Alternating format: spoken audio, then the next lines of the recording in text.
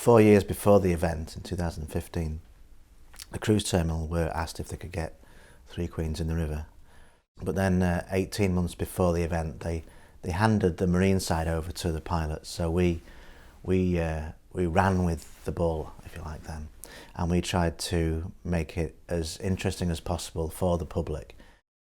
Chris Booker originally came up with the original idea of the vessels swinging in the river, forming an arrowhead and coming all in a line.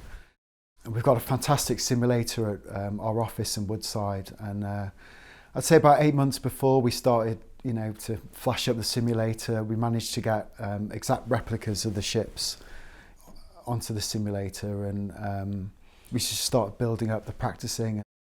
At the time, you think it's not too big a manoeuvre, but that's just for one ship. But when you've got 3 ships doing the same manoeuvres in such a tight space, then the simulators just brought out how difficult the manoeuvres were going to be. The Queen Mary was going to come off the stage and go out to sea and turn round just off Seaforth, and at that point it was low water, and so we only had 1.5 metres of water underneath the ship. And that was quite scary, one of the most famous ships in the world, and I'm manoeuvring it in a place we don't normally turn around at low water.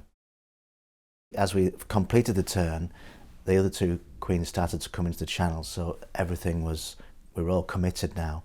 We all had to execute this manoeuvre as the plan dictated, as we had planned to do.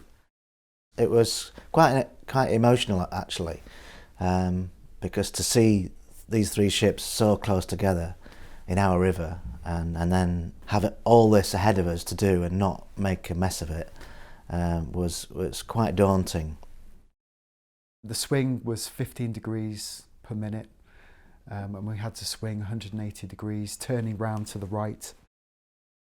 So I would be every couple of minutes I would be telling the other 2 ships what our heading was, what our rate of turn was, that we were still in position, things like that.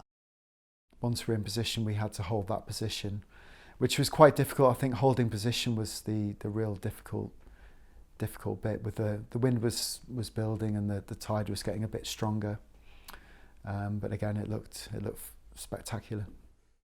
So the final manoeuvre was the 3 abreast, and it was one we were most worried about because it was where the ships were closest, 130 metres apart, and on ships that are 300 metres long. It's a really tight manoeuvre. As pilots, we're just so proud to be involved on such a fantastic day and to have such a big hand in the marine side of that event. It was a real special honour, especially a year before our 250-year celebrations. It was a fantastic day.